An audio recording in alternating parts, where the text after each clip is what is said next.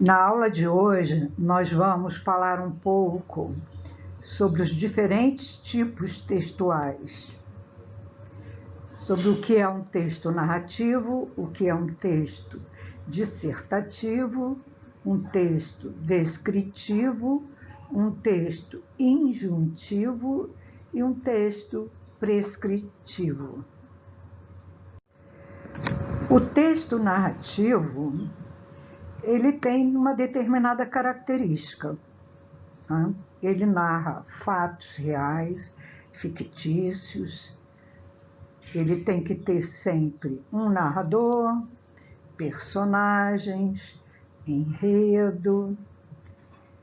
E ele tem uma estrutura diferente dos outros textos. Vários textos podem ser considerados narrativos. Por exemplo, uma notícia de jornal falando sobre uma viagem do presidente. Vai narrar aquele fato. Uma crônica, um conto, um romance, né? Um narrador, ele narra uma partida de futebol, uma historinha infantil. É muito fácil identificar. O narrativo, ele tem que ter narrador, personagem, enredo, tempo, espaço. A gente vai ver mais adiante a característica desse tipo de texto narrativo. Vamos ver agora sobre a estrutura de um texto narrativo. O texto narrativo, ele está dividido em determinadas partes. A primeira parte chama-se apresentação, depois vem o desenvolvimento. Alguns textos podem ter o clímax, outros não. Se for um texto curto, não há tempo para que haja clímax. E tem o desfecho ou desenlace. Vamos tomar, por exemplo, uma novela de televisão que trabalha com texto narrativo. Vai narrar uma história que ali tem todos os personagens que vão encenar aquela história, aquele enredo. Então, nos primeiros capítulos, o que o autor faz? Ele apresenta os personagens. Você ainda não está sabendo muito sobre o enredo, mas é mais uma apresentação dos personagens, do espaço em que cada personagem vai atuar. Então, quando você lê uma obra, no primeiro capítulo a gente fica conhecendo quem é quem, não é? Que personagem é esse, com quem ele está envolvido dentro da trama. Então a gente vai conhecendo no início os personagens e o espaço onde ele vai atuar. À medida que você vai lendo a obra ou vai vendo a novela, você começa a ver a trama, né? O envolvimento desse personagem com outro personagem, quem é o personagem principal, quem é o antagonista, ou seja, você vai entendendo melhor a trama. Algumas novelas têm um clímax, ou seja, o clímax é aquele momento mais esperado da narrativa. É muito comum em filmes de suspense, em que você espera muito para chegar àquele momento de definição de um conflito, ou de ver quem é o assassino, ou como que aquele personagem vai terminar. É aquele momento de grande expectativa. Este clímax, ele pode coincidir com o final da narrativa, ou ele tem que vir um pouquinho antes só. Ele não pode vir muito antes da narrativa terminar, porque senão você assistiu ao clímax ou leu o clímax de um romance, para que você vai ler o final, né? Então, se é um momento mais esperado, ele tem que acontecer um pouquinho antes do final ou apenas no final da narrativa. Quando O final, de que a gente chama de desfecho ou desenlace, é onde tudo se conclui em relação àquele personagem, aquele enredo, né? Pode ser um final feliz ou não, mas sempre a narrativa ela deve apresentar essa estrutura, apresentação, desenvolvimento, o clímax, que pode acontecer ou não, porque se você vai ler, por exemplo, um conto ele é muito curto, né? É uma narrativa curta. Dificilmente o autor vai ter tempo de criar um clímax. Então, normalmente esse clímax ocorre em narrativas mais longas, ou num filme, nos filmes, nas novelas. Toda narrativa é composta de alguns elementos. Dentre eles, nós temos o narrador. Este narrador, ele pode ser classificado como narrador interno. Que seria o narrador interno? Ele, além de narrador, ele também é personagem. É o narrador que também faz parte do enredo, faz parte daquela narrativa, né, como personagem e como narrador. Ou ele é chamado de narrador interno, mas também ele pode ser um narrador externo. Ou seja, ele não é personagem, ele não faz parte daquela história, ele apenas narra aqueles fatos, né? Narra aquele enredo, narra a vida daqueles personagens. Se ele for externo, ele pode ser chamado de um narrador externo onisciente ou um narrador externo restrito, limitado. Qual é a diferença do narrador onisciente e do restrito e limitado? Vamos supor, o professor entra na sala de aula e vai contar para os alunos que, ao chegar à escola, ele viu um desastre de um carro na esquina. Então, ele pode narrar o que ele viu, olha, eu vi um desastre, tinha pessoas feridas. É uma narrativa, ele está contando um fato. Mas ele não faz parte daquilo ali, então ele é externo.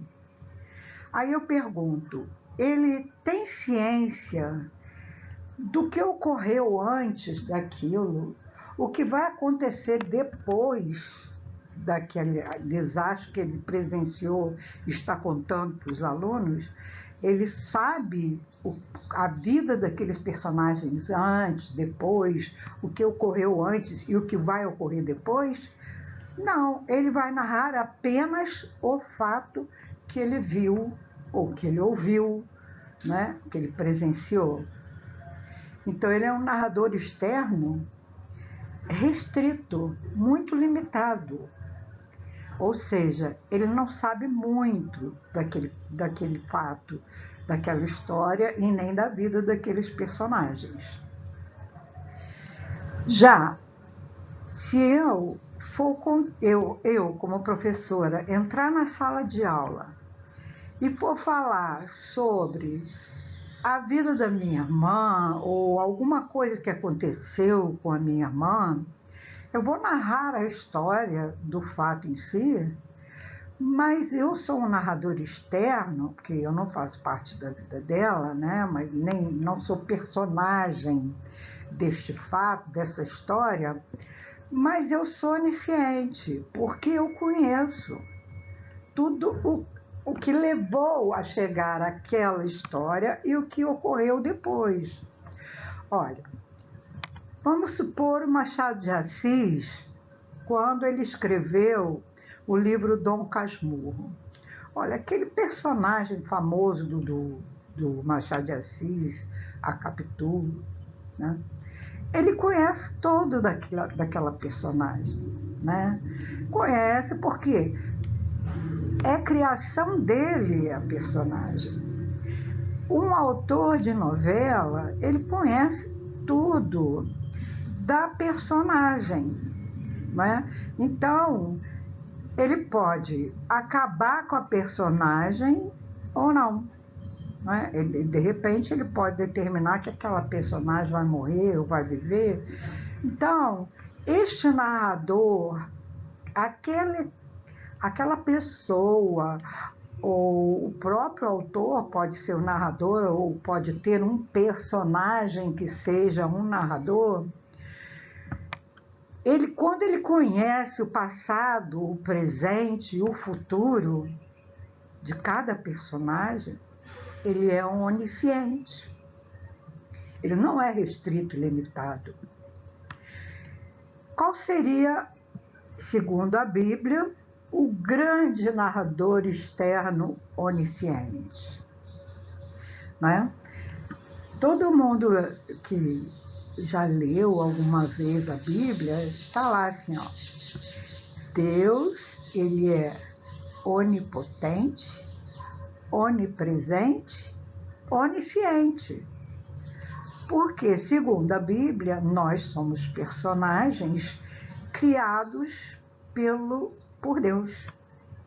Ele narra cada uma de nossas histórias, mas ele tem a ciência de tudo o que ocorre com todos nós, porque ele é onipotente, tem o poder máximo, ele é onipresente, está presente em todos os lugares, em cada um de nós, e ele é onisciente, sabe o que ocorre conosco no passado, no presente e no futuro. Bom, enredo é a história em si, a trama. Personagens, tem várias classificações de personagens, mas o mais importante é saber que para que haja conflito, para que haja trama, você pode criar personagens chamados principais, que seriam o protagonista e um antagonista, não é? Porque você colocando não significa de forma alguma que o protagonista é aquele que é bom caráter, que tem uma moral, de grande moral, o bonzinho, né? Então, o protagonista não necessariamente tem que ser o bonzinho, mas o antagonista, ele tem que ter uma personalidade oposta ao do protagonista. Se o meu protagonista é um homem honesto, bom, trabalhador, o meu antagonista deve ter uma personalidade oposta, porque senão não vai haver conflito. Mas se eu tenho o meu protagonista um mau caráter, né, o meu antagonista será um bom caráter, para que haja conflito. Né? Agora, não é sempre que a gente pode dizer, tem um protagonista e um antagonista. Não, porque às vezes você assiste a um filme que o personagem não tem ninguém de personalidade diferente dele, não tem ninguém lutando contra ele, porque antagonista significa aquele que luta contra. Então, você vai ver um filme, o personagem é uma ótima pessoa e todos ao redor dele o amam, mas assim, ninguém está querendo mal dele, ninguém é antagonista, mas se não tem um antagonista, normalmente a trama pode ter um antagonismo.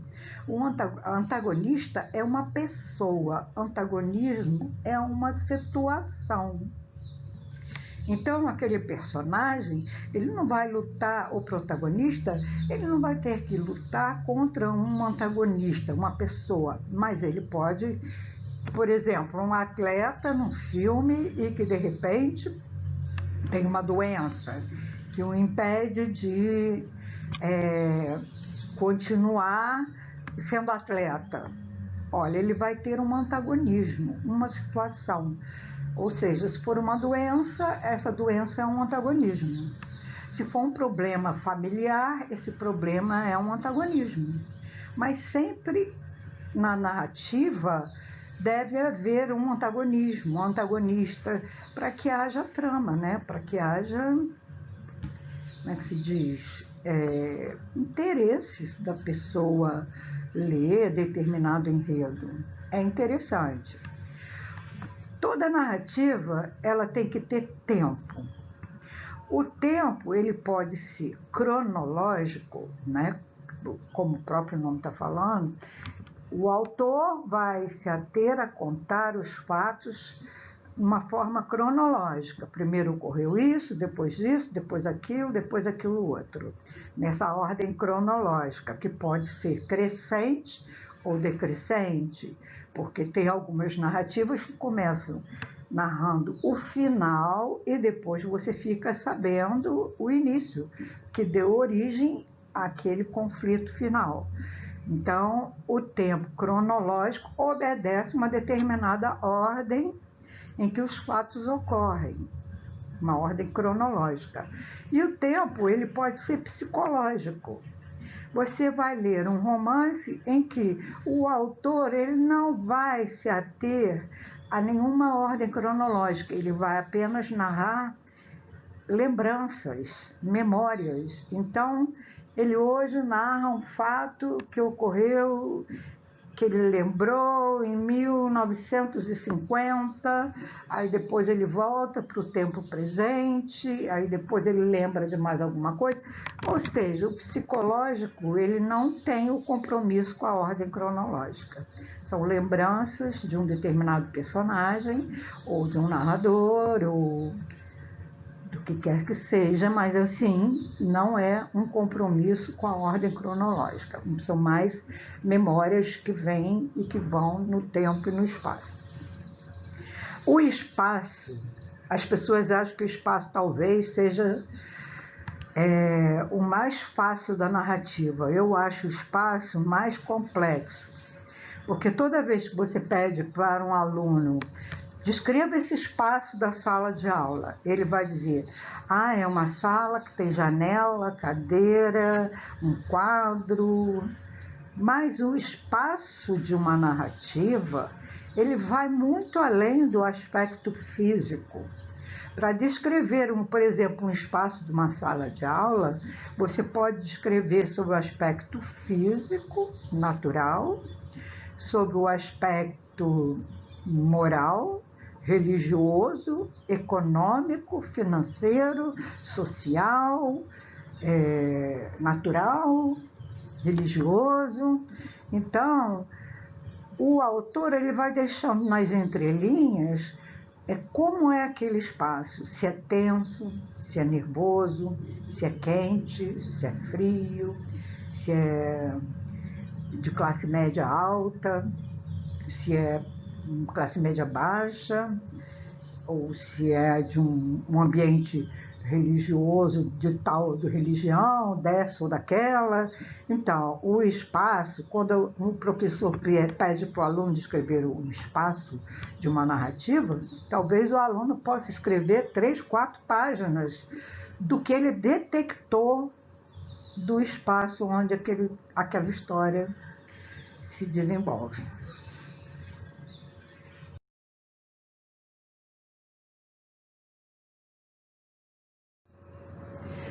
Bom, o texto descritivo, ele se atém a fazer um retrato, né, de uma pessoa, de um animal, de um objeto, né, de um ambiente. Ele tem por tendência, né, por ser um texto que se procura fazer com que a pessoa visualize fisicamente um determinado personagem ou psicologicamente o que aquele personagem está sentindo, é um texto que normalmente vai se utilizar de muitos adjetivos, né, porque o adjetivo é aquela classe de palavra que serve para caracterizar, né, caracterizar os seres em geral, fisicamente, psicologicamente. Então, você pode ter um texto descritivo, mas você também pode ter a descrição dentro de um texto narrativo. Por exemplo, o José de Alencar, Ele é um escritor do romantismo e que ele é considerado um grande escritor e ele tem uma capacidade incrível de descrever a natureza brasileira, descrever também fisicamente os personagens dele. Em Iracema ele fala, além daquela serra, nasceu Iracema, virgem dos lábios de mel, teu cabelo mais preto que a asa da graúna, tem o perfume do favo do jati. Então ele vai descrevendo de maneira que você fecha os olhos e você vê a Iracema. Ele descreve a paisagem brasileira, onde a Iracema vive, você fecha os olhos, você vê aquela paisagem. Ele tem esse poder de descrição. Mas ele fez uma narrativa, então ele tem uma narrativa descritiva. Então você pode ter um texto dissertativo e dentro do texto ter um determinado parágrafo lá descritivo. Você pode ter uma narrativa também que dentro da narrativa tem alguma parte que o autor para de contar a história e vai descrever fisicamente ou psicologicamente um determinado personagem.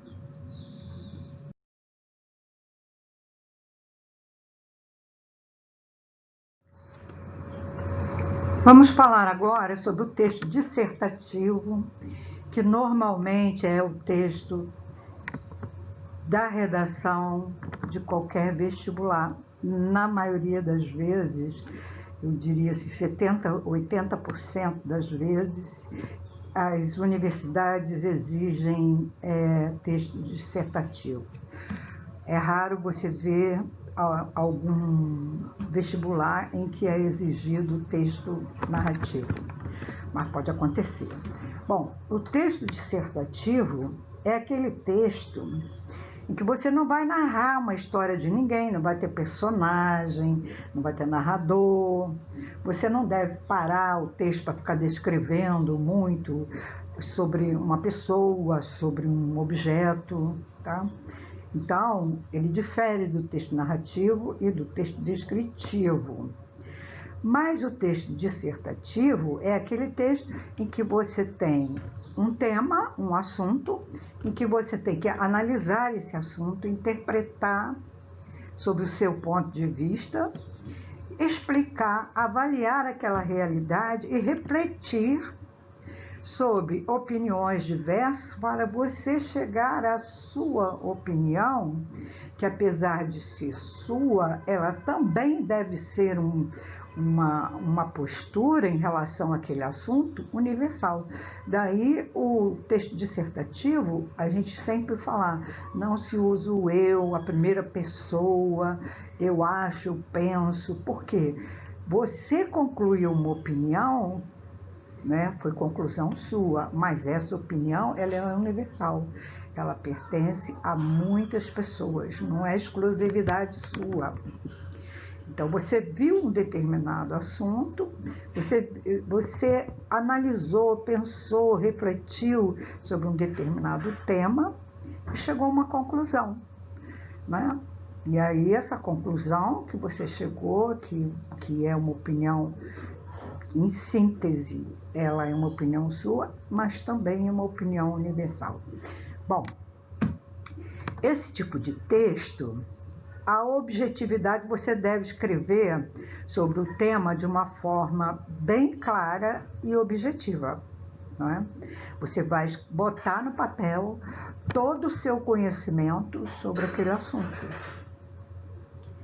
Então, fazer uma redação, vamos supor que eu peça uma redação sobre, vamos ver um determinado assunto, mobilidade urbana.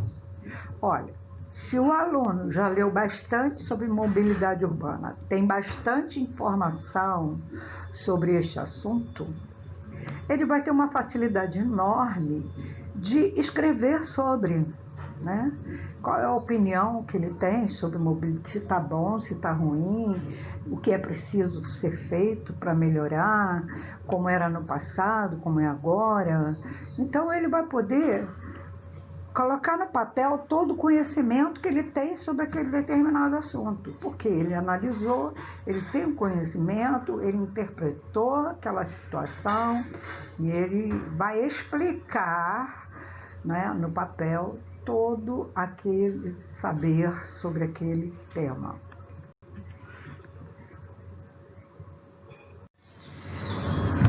Há dois tipos de textos dissertativos. Há o dissertativo argumentativo, que é aquele em que você vai colocar no papel a sua opinião sobre determinado assunto através de argumentos que vai convencer o leitor de que aquela sua opinião sobre aquele determinado tema ela é válida, ela é correta. Então, neste tipo de texto dissertativo argumentativo, como o próprio nome está falando, o objetivo é argumentar, é convencer o leitor sobre um determinado assunto, sobre uma determinada opinião, favorável ou desfavorável, sobre um determinado tema. Já o dissertativo expositivo, ele não tem essa preocupação. O autor ele vai escrever sobre um conhecimento amplo que ele tem sobre um determinado assunto, mas ele não tem essa preocupação de convencer o leitor a aceitar a ideia dele ou uma determinada ideia, porque o objetivo desse texto é apenas transmitir o conhecimento. É um texto informativo. Seria o exemplo de uma apresentação científica, um texto didático, um artigo enciclopédico.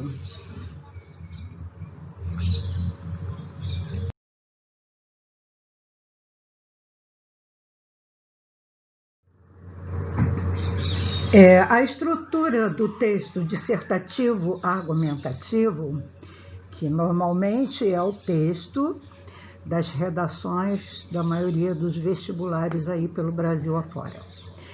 Esse texto, depois, uma outra aula, a gente vai trabalhar só os textos dissertativos.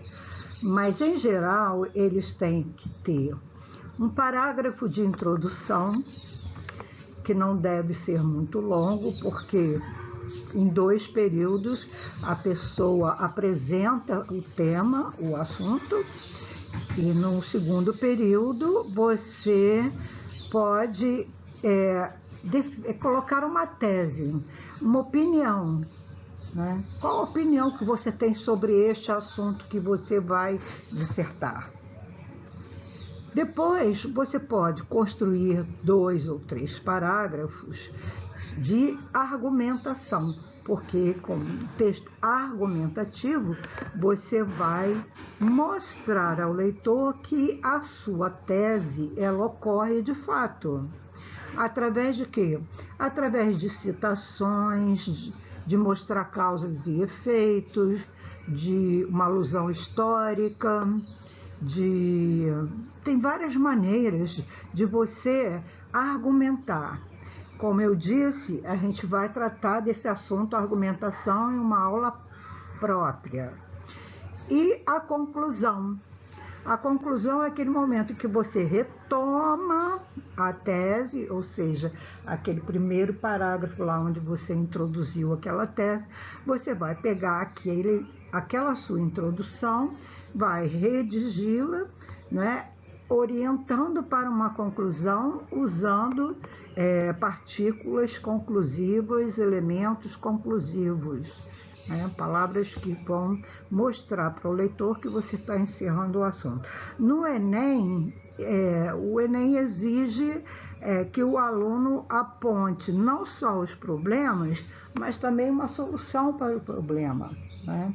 E se essa solução que você apresentar para um determinado problema, se acontecer de fato, que melhora.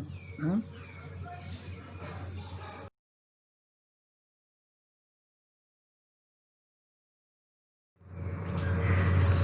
Bom, gente, o texto dissertativo expositivo, a estrutura dele é bem parecida com a estrutura do texto dissertativo argumentativo. Qual seria a diferença?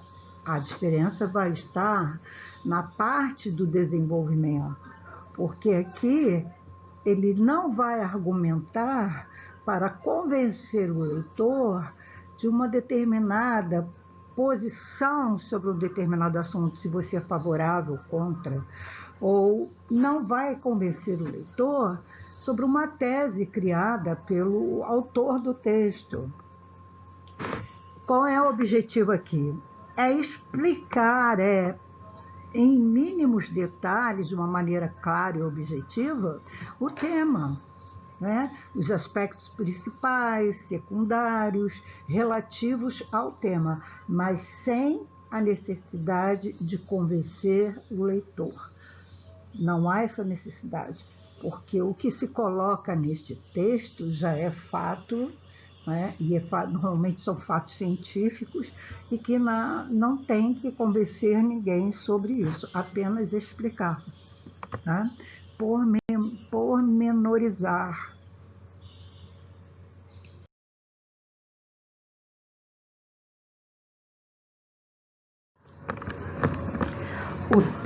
O texto injuntivo e o texto prescritivo, os dois têm a mesma finalidade: instruir o leitor. São textos que servem de guias para que você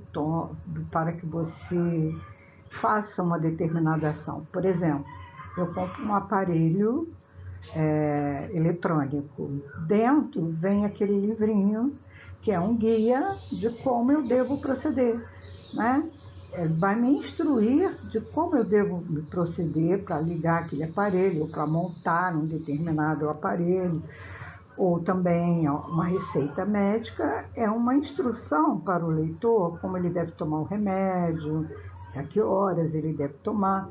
Esse tipo de texto que serve para instruir o leitor, servir de um guia para o leitor, ele é chamado de texto injuntivo ou prescritivo. Qual é a diferença? A diferença é que quando a gente tem um texto como uma receita de um bolo, um guia de como eu monto um brinquedo, eu posso seguir aquilo ou não, né? Aquilo ali não é norma, não é lei, é apenas para me instruir. Eu aceito e sigo se eu quiser. Esse é um texto injuntivo. Já no prescritivo, as normas e as orientações, elas têm que ser cumpridas. Ou seja, um contrato de aluguel que vem lá todas as normas de como será feito, o pagamento do aluguel, quando é que tem aumento. Aquilo ali é uma instrução para o leitor, mas o leitor ele não tem a liberdade de não seguir aquilo. Aquilo ali é uma norma, um ato institucional, uma lei, são textos prescritivos. Prescreveu, tem que cumprir. Essa é a diferença entre o injuntivo e o prescritivo. Mas ambos têm a finalidade de instruir, de normatizar, de orientar,